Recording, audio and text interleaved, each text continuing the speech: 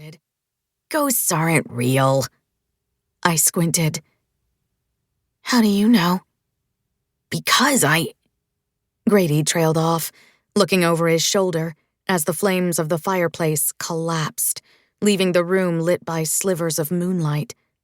His head turned slowly as he scanned the chamber, noticing the dead lanterns then. His wide gaze shot to mine. They're here. My entire body jerked as an icy wave of terror swept over me.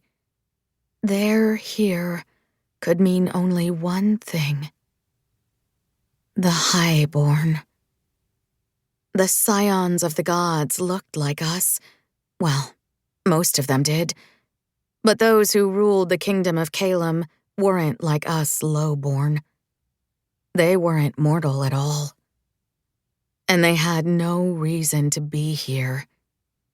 It wasn't the feasts when the Highborn interacted more openly with us lowborn. And this was the Rook.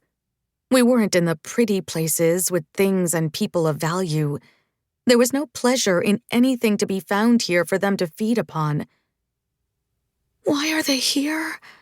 I whispered.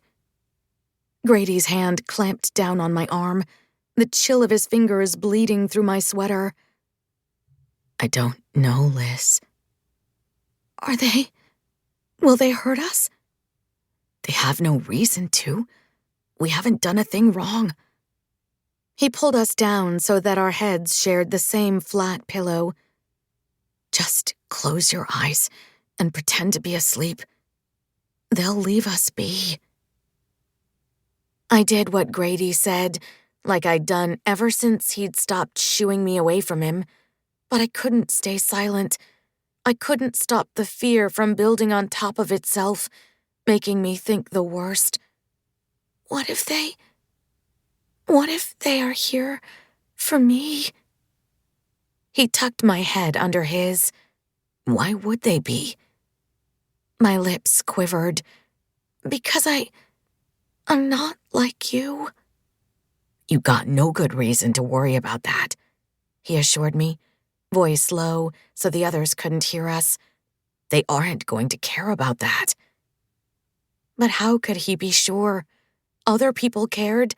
Sometimes I made them nervous because I couldn't stop myself from saying something that I saw in my mind, an event yet to happen, or a decision that hadn't been made yet. Grady was used to it. The mister? Others? Not so much. They looked at me like there was something wrong with me, and the mister often stared like he thought I might be a conjurer, and like he might be a little scared of me. Not scared enough to stop pinching me, but scared enough to keep doing so. Maybe the Highborn will sense something off about me, I rasped, and maybe they won't like it, or think They won't sense anything, I swear. He pulled the blanket over us, as if that could somehow protect us. But a blanket wouldn't shield us from the Highborn. They could do whatever they wanted to whoever, and if they were angered, they could bring entire cities to ruin. Shh, Grady urged. Don't cry. Just close your eyes. It'll be okay. Chamber doors creaked open. Between us, Grady squeezed my arm until I could feel the bones in his fingers. The air suddenly became thin and strained, and the walls groaned as if the stone couldn't contain what had slipped inside. A tremor rocked me.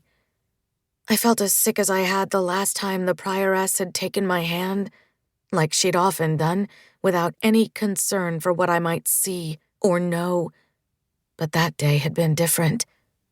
I'd seen death coming for her. I didn't take big breaths, but a scent still snaked under the blanket and in between us, crowding out the smell of stale ale and too many bodies crammed into a too small place. A minty scent that reminded me of the candies the prioress used to carry in the pockets of her habit. Don't move. Don't make a sound, I chanted over and over. Don't move.